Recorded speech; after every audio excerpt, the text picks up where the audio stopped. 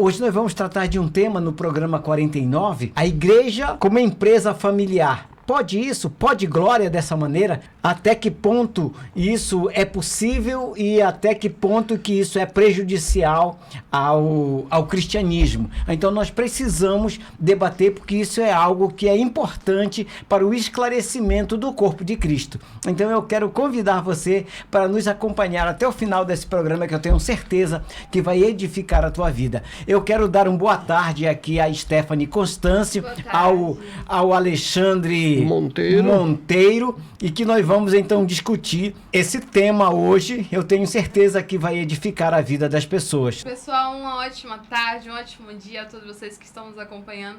Como bem falou o pastor Pedro, de fato, esse é um tema que pode até parecer polêmico, mas é um tema super necessário, né? De fato, essa prática parece muito inofensiva, né, de primeira vista, até porque é muito natural, logo no começo de uma igreja, ali ser a família, né, do pastor, os parentes mais próximos, os filhos, a esposa que tem ali, toma-se então os cargos, né, para começar a fazer dar certo, né, essa estrutura. Porém, a longo prazo pode dar vazão a comportamentos questionáveis e práticas muito abusivas. Então, a gente vai começar a se atentar aí. Na verdade, a empresa familiar, né, a igreja como empresa familiar, se constrói nessa estrutura. Mas eu acho que quem está nos ouvindo aí do outro lado vai identificar como é que funciona isso. Deixa eu tentar te explicar e esmiuçar toda essa relação, esse organograma empresarial para vocês. Uma igreja como empresa familiar, ela é mais ou menos essa estrutura, onde, claro, o pastor é o dirigente e ele então estipula, pastor-presidente, né? Isso, e ele estipula aos outros cargos, que são cargos de confiança, tal qual como tesouraria, conselho fiscal, pessoas próximas a ele. Muitas das vezes, ou na maioria das vezes, quase sempre, a sua esposa toma o cargo de tesouraria. Certo? E os filhos ali também, como os cargos bem altos, e parentes próximos, todos ali coordenam as secretarias.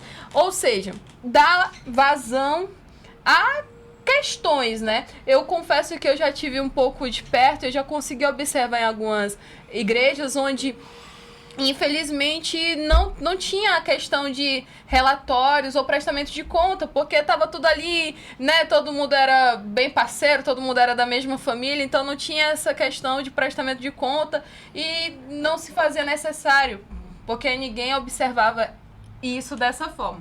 Mas hoje nós vamos tratar diversos pontos claro, desmiuçando também nas escrituras sobre esse perigo. Então, que fique claro, isso aqui não é apenas uma opinião nossa, a gente está indo pelo crivo da Bíblia, que nos orienta sobre o perigo desse formato de empresa. A empresa deixa, então, de ser dirigida pelo Espírito Santo e passa a ser dirigida por homens. Esses aí, para mim, pastor Alexandre e pastor Pedro, já começa a ser um dos primeiros perigos quando se torna uma empresa e não, de fato, uma igreja com a principal missão, que é ganhar vidas, ganhar almas, trabalhar para o reino do Senhor. O que o senhor tem a falar, pastor Alexandre? Na realidade, eu percebo que vocês falaram bem adequado, né, do que acontece, mas tudo começa com o estatuto, né? Tudo começa quando é criado. Quando você já vê um pastor abrindo uma igreja e ele já pega o estatuto e ele já coloca lá, pastor presidente, o nome dele, né? Até aí não tem problema, mas que ele só sai de lá no dia que ele morrer, então ele é dono da igreja, já começa, e aí ele só vai passar, quando no dia que ele morrer, ele vai deixar com o filho, né? E daí a esposa é a tesoureira, ele é o tesoureiro. Eu conheço aí apóstolos, né, pastores, que ele é o presidente, a mulher é a vice, né, e a mulher que toma conta de toda a renda familiar, no caso da igreja, que é dele, né, que é a renda dele, né. Mas, na realidade, o que a Stephanie falou, a gente não está aqui, eu quero que você entenda, você que está do outro lado, que a gente não está aqui para falar mal da igreja. Nós estamos para falar mal de instituições e de homem. E entenda, aliás, não é nem falar mal, me desculpa Nós a estamos expressão. denunciando essa prática. Nós estamos falando a verdade. Falar mal é inventar, Isso. não é verdade? Nós estamos falando a verdade sobre homens, pastores e instituições. Exato. A igreja ninguém pode tocar. Ela é imaculada, santa. ela é santa, imaculada, ela é de Jesus. Então dela nós não falamos. Mas nós falamos de práticas de homens, né, no caso. Então, o que eu quero deixar para você é que você entenda, você que é novo convertido, você que está numa igreja, em um templo, em uma instituição, observe os estatutos, como disse o pastor Pedro no programa passado. Leia o estatuto, procure saber se há conselho fiscal, se há... o conselho fiscal tem que ser separado, não pode ser da família. Se é o pastor... mas a igreja está no início, aquela questão Tudo toda. bem, né? Tudo... Isso. Tudo bem, e é natural. Grandes igrejas, né, que a gente fala de denominações, grandes nomes aí, começaram, claro, como o pastor Pedro falou, dentro de casa. E é natural. Até a igreja se estruturar, ganhar novos membros. Sim. Mas o incoerente parte quando a igreja que já tem um corpo de membros bem estruturado, continuar com essa prática centralizada. E aí nós vamos partir para o tópico 1, onde nós vamos ir também para a Bíblia, para nós entendermos como, para você também identificar. Gente, o que eu tô amando do Pod Glória é que são os comentários nas diversas redes sociais que nós temos. Inclusive, peço para vocês nos acompanhem no Instagram, Pod Glória Oficial. Estamos também no TikTok, no qual estamos em todas as plataformas digitais. E lá sempre tem muitos comentários legais, onde vocês também aprendam através de informações de pessoas do Brasil e do mundo todo. Na realidade, eu vou dar um exemplo. Nós temos alguém aqui que é a questão da prestação de conta, para mim é muito importante. Porque aí tu consegue conhecer o ser humano. Porque quer conhecer o ser humano, dá poder para ele. Se tu dá poder para ele, aí vamos ver o que ele faz com o poder. Ou ele, né, vamos dar exemplo, ele já começa a usar desse poder para se beneficiar, aí ele já está totalmente contra a palavra de Deus. Até porque a Bíblia diz o seguinte, eu não estou dizendo a forma geral, a Bíblia diz o seguinte, quando for pregar o evangelho, que não é para levar duas capas, não é para levar dois alforjes e algo desse tipo. O que ele está dizendo? Vá pela fé, que Deus vai ir a sustentar como os apóstolos e discípulos, aquela questão toda.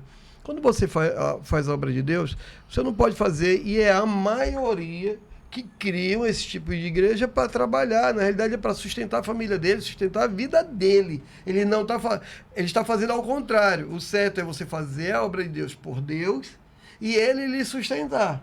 Só que aí está diferente.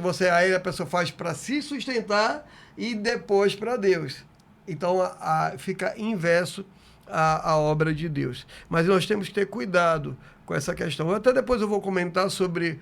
Nós temos aqui uma pessoa que nos perguntou sobre dízimo, só para você ter ideia como é que é essa prestação de conta e o que acontece com o dinheiro que vai para a igreja. Como tem que proceder. Amém? Sim. Amém.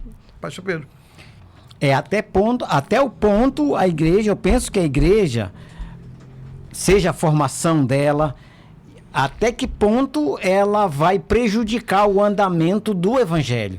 Nós estamos aqui com o objetivo de esclarecer para você e dizer até que ponto que isso vai prejudicar. Se não prejudica, se a pessoa que está lá age de boa fé, esclarece, faz todas as coisas, não tem problema nenhuma de ser a pastora, não tem problema de ser o filho dele, mas esse filho tem realmente os dons, e principalmente quando passa de uma geração, era do meu avô a igreja e agora já é do meu neto, e o meu neto é que está lá, normalmente, dificilmente tem uma dificuldade. Depois a gente vai falar do discipulado, que é a grande dificuldade, mas esse tema ele está tratando desse primeiro. Qual que é o primeiro? É a centralização do poder e a ausência de prestamento de contas. Então, quando você concentra esse poder e entrega o poder para as pessoas, e o poder é o dinheiro, é o recurso, é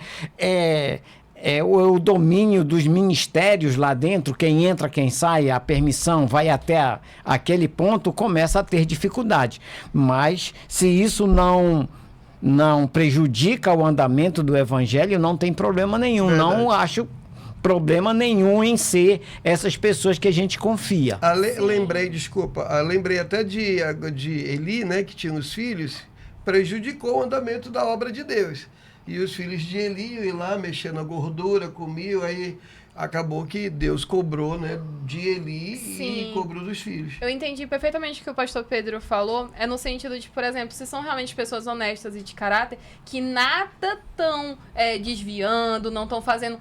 Se que as pessoas pensarem mal, porque eu acho que só de alguém imaginar alguma maldade já fica ruim. Então, se não tá causando isso, tranquilo, beleza, que Deus continue prosperando. Agora, se há, aí realmente já vai contra aquilo que a Bíblia nos diz. Eu vou abrir aqui a Bíblia, pessoal, em Provérbios, capítulo de número 11, e no versículo, precisamente no versículo 14, vai dizer a seguinte coisa: não havendo sábia direção, o povo cai, mas na multidão de conselheiros há segurança. Conselheiros, né? Então... Conselheiros. Então, aquela centralização de poder, onde é apenas aí é aí que tem que... quando ele quer sozinho administrar. Uma igreja. Agora, apenas uma opinião. É só ele que manda. Porque, assim, eu entendo que há muitos líderes religiosos que, de fato, têm muito conhecimento. Tem líderes religiosos que deixaram de trabalhar, seja como advogado, médico, sim, empresários, ou seja, já tem uma noção administrativa boa. Sim. Mas tem muitos que não. Então, você imagina uma pessoa que não tem muita noção administrativa, só Deus mesmo, para administrar, vamos supor, não, existe tanto no caixa, a gente precisa construir, como é que eu vou administrar? Se não houver uma equipe de conselheiros... E a questão do conselheiro, e aí ele, quando existe essa questão, quando há muitos sábios que ele está dizendo aí, ele está descentralizando. Exato. Porque ele está falando, uma equipe que vai cuidar disso, então todo mundo cuida, não estou falando nesse ponto aí, eu não estou falando de cargos de igreja, a gente está falando de descentralizar. Por exemplo, existe o corpo jurídico de igreja tem corpo jurídico. Sim. Existe um reparando o outro para que não haja problema. Mas quando a igreja cresce, sim, se o cara quer tomar conta, e eu já até costumo dizer, eu conheci um rapaz que ele me disse um dia desses que a igreja tem mais ou menos mais 600 pessoas, e ele não tem nenhum pastor. Ele levantou um pastor, e não é muita gente. Então ele já está centralizando. Então algo já está errado, entendeu? Isso, então, verdade. Se não tem ninguém lá para ajudar, aí tem que ver quem é o tesoureiro, quem é tipo assim, é muito difícil. É muito complicado essa questão de estar centralizado ali o poder em uma pessoa só, até para as tomadas de decisão. Imagina só, por exemplo, e aí, pastor, como é que fica ali a disciplina do fulano? E ele pode agir, eu acredito. Aí já é algo que eu estou expressando a minha opinião. Eu acho que aí o pau que bate em Francisco já não bate em Chico. Porque, vamos supor, se não há um conselho... Eu digo isso, pastor Pedro, porque eu já tive observando de perto uma situação nesse sentido. Quando fica acerca só do pastor presidente definir acerca até de uma disciplina, se é para ser ou não, eu me lembro que uma certa situação que eu já presenciei foi o seguinte: uma moça, ela havia tido uma relação antes do casamento e para ela foi determinada uma disciplina, ela foi afastada dos cargos e tal, e foi aplicada uma disciplina para ela. Aí o pastor não teve piedade, aplicou a disciplina para essa moça. E quando foi a sobrinha desse pastor, ele não fez nada. Tipo, ele não aplicou. E aí todo mundo começou a se questionar, poxa, mas por que não houve a opinião da mesa diretora? Porque até tinha mesa diretora. Por que não houve a opinião dos demais, né? Não. Quem decide, nesse caso, seria o pastor presidente. E o pau que bateu em Francisco não bateu em Chico. Então fica difícil, né? É para realmente... A Bíblia vai nos alertar disso. Novamente, não havendo sábia direção, o povo cai. Mas na multidão de conselheiros, há segurança.